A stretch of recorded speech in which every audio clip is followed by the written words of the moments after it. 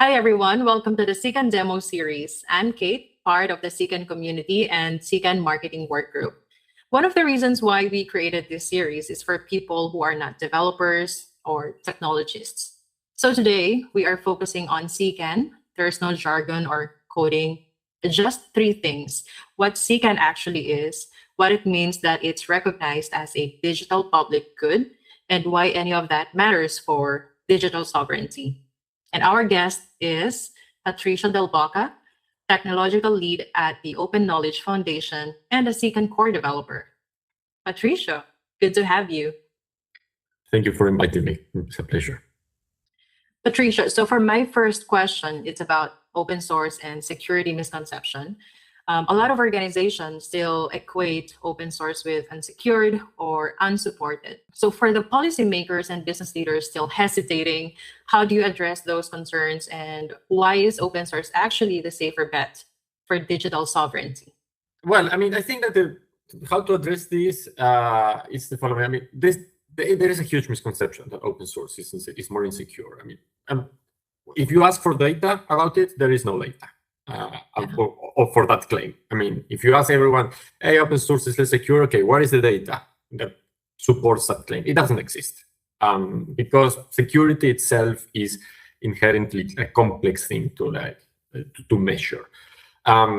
There are historical reasons. At the beginning, in the 90s, the boom of private software was a thing. Then the Free Software Foundation started the free software movement. There was a huge marketing campaign about it. There was a lot of complaints. Well, open source is not secure. It's a virus. There were a lot of slogans aiming to marketing of the private solutions. Yes.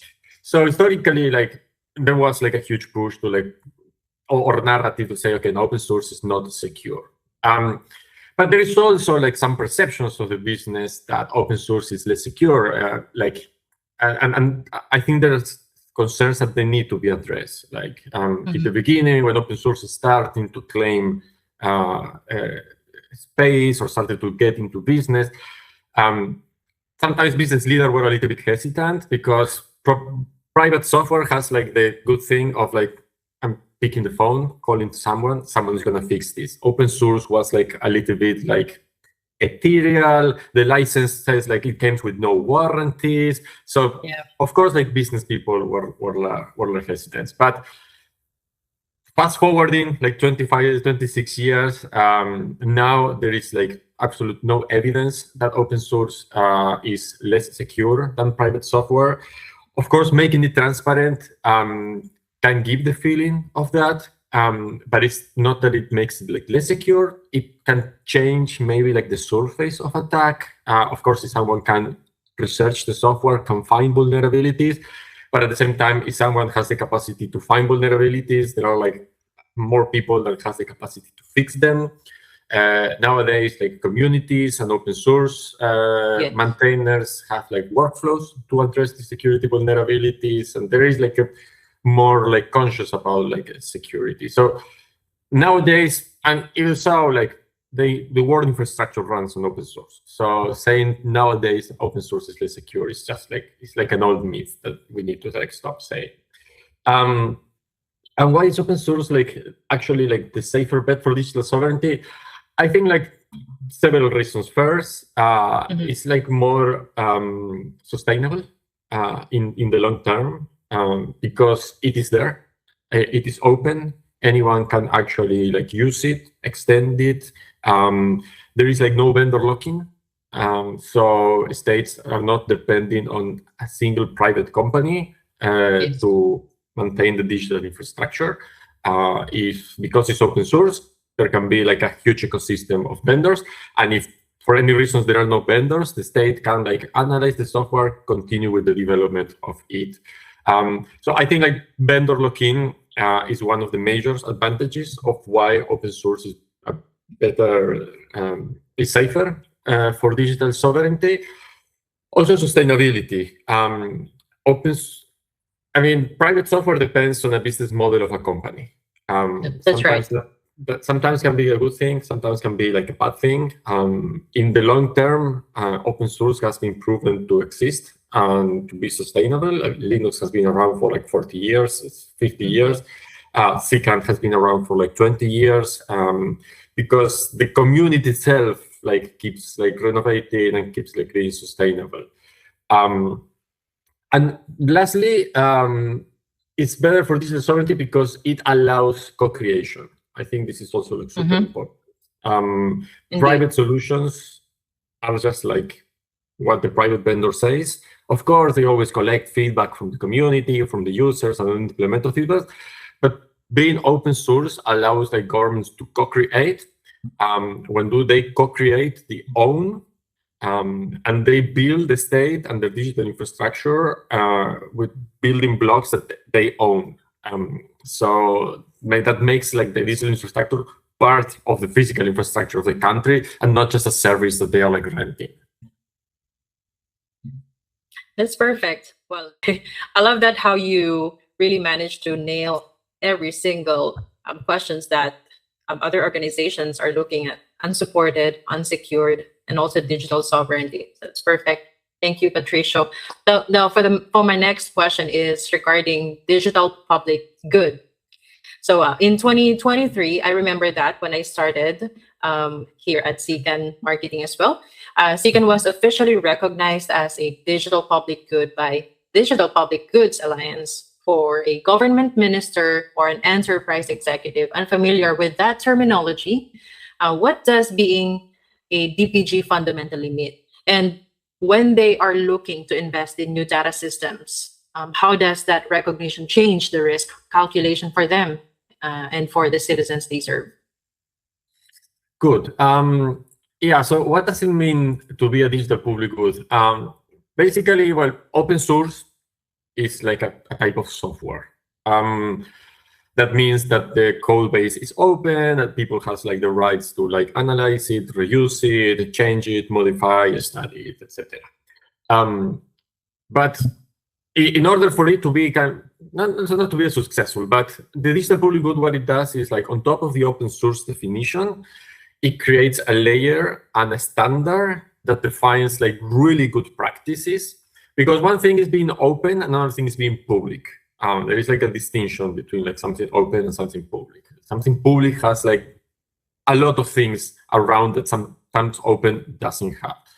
So what the Digital Public Goods Alliance came is like, okay, what are like the standards? What are like the practice? What are the guidelines that kind of like sugarcoat or like embed open source software to make them like recognized as public? Okay, this is like really public. So this is a public good, put like a standard, develop a standard, and it says, okay, if your open source project complies with these like 9 rules of my standard, then it can be recognized as something that is a public good, which is not, it's not only open source, but it's also a public good.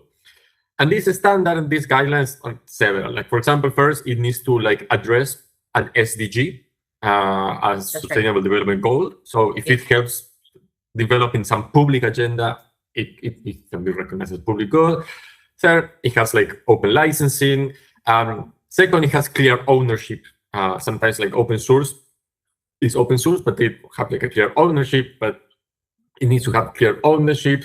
It needs to be platform independent. For example, sometimes open source is only runs on Linux or only runs on Windows, while the SDG says, no, if you want to be public, you need to be platform independent. You need to be run on whatever platform you want. You need to have documentation. You need to address some standards for how you handle like private information. Actually, they have also like protection from harassment, community guidelines, open standards, best practices. So if your software is not only open, but also complies with all these other things, then this Digital Public Good Alliance says like, okay, I recognize your software as a digital public good because it has like it excels. It raises the bar of evaluation of software and say, okay, this is like even more than open source. It's a digital public good. So that's what it means like to be a digital public good. Is that you're not only open source, but you're way more things than that. And this also, and that's why like it's super important. And it gives a lot of information for new people trying to like adopt a software. First, the fact that you are like recognized as a digital public good, it means that you also have like a huge community, governance, and adoption in the software. And that someone evaluated your software and give them kind of like a badge or certificate. This is like good quality software.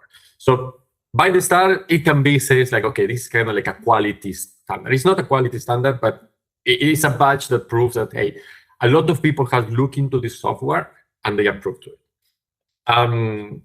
Second, being a part of the digital public good means that you are part of an alliance. And that alliance creates a network. That networks creates sustainability. That networks create like better governance. That network creates like a more robust software. And also means that a person or a government or an entity that want to adopt the software can go into this alliance and say, hey, who is using this software? Can I have the content? Can you share the experiences? Can you like tell me how was with you? What are the plans? What are the futures? It creates like a network that gives the software like way more capacities and sustainability. So yeah, that's kind of like why it's important that it's the digital public good and why it's important for decision makers. Basically, I don't want to try to do is a quality stamp, but it is kind of like a quality stamp because it addressed the main points. Because it also means, because the standard also address like main points that implementators or governments or people that want to like use this software has. Like say, okay, how do you treat this software like private information of the citizens? Okay, is this software open source software that I'm gonna implement? It's gonna last. It's gonna well, yeah. The digital public good evaluates that. The digital public good evaluates that this has documentation and implementation guidelines. The digital public goods evaluates that you're not going to have vendor lock-in, etc., etc. So basically, a lot of the concerns that governments have when adopting a digital public good, the Digital Public Good Alliance review all of them to check them. And if you check, you're a digital public good. So it kind of like, yeah, eases the way. Well, that's perfect because that kind of covers and supports your response as well from the previous, which is unsupported, unsecured. So no, it's not that because it's DPGA. Exactly. Okay. Yeah. That's great. So for my final question, actually, as CKAN as data infrastructure, organizations are realizing that data is only as valuable as the infrastructure supporting it. Without the right foundation, it stays siloed and unusable. So for my final question, what makes CKAN suited to serve as the open source backbone for a modern data strategy? And what does an organization actually gain by building on it rather than on a closed proprietary system? But one of the things that I will say like is like CKAN has been around for 20 years. And it has been built and designed by governments and also by private companies. So CKAN has embedded in its architecture and in its ecosystem of plugins 20 years of experience. So basically what I always say is like CKAN as is gonna out of the box solves 80% of what you need from like a modern data platform. Because for 20 years, it has been solving that. And whenever there was like a gap on, okay, this is something that is missing, it has been implemented. After 5 years, if everyone was using that, then they will like migrate it to CKAN Core. So CKAN has been, for the last 20 years, been integrating in the platform the best practices and the best use case of like thousands of governments and institutions that have been using it. So basically, like, that's right. CKAN has been designed for that, and it has addressed all the problems. So, and I'm saying this not as a bad thing, but sometimes like when building like a data strategy or like a data system, I mean, it's not rocket science. I mean, we have been building like data platforms for the last 30 years in the software industry. It's a well-known problem. It has its complexities. it has its things, but it's not that we are building like something like completely. So like reinventing the wheel or like trying to like start from scratch is like a huge mistake, because it has been addressed already. It has been fixed, and CKAN has embedded all of it in it. So it's a platform that has the features that everyone needed for the last 20 years, out of the box. So on the starting point, you're going to have everything that you want with CKAN. And then you have like a lot of plugins that if there is something missing in your CKAN implementation, I'm quite sure that there is a plugin that is gonna cover it, which is something that doesn't happen with proprietary systems. Proprietary systems sometimes like develop internally, and they don't have like this community feedback. They don't have like this huge ecosystem. It has all the downsides of like proprietary things as well. Another thing that I'm going to say is that CKAN doesn't have vendor lock-in. There are like plenty of service providers around CKAN. So if you have a problem with the company or something, you can choose from like dozens of service providers of CKANs. Proprietary does not have that. You will have maybe like one, that is the one selling the software. And going back to like the first question, so what makes CKAN suited to serve as the open source backbone for modern data strategy? I think that is robust and reliant, and it has a widespread adoption. And that means that interoperability is like it comes out of the box, basically.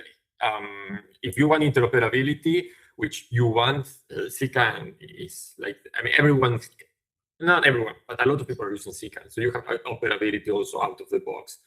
Perfect. Patricia, thank you. That was clarifying, and it was great to hear your insights. You nailed every single thing that the people are looking into, especially now, data sovereignty. So to anyone watching this, if you want to see CKAN itself, that's at ckan.org. That's it for the episode of the CKAN demo series. See you in the next one.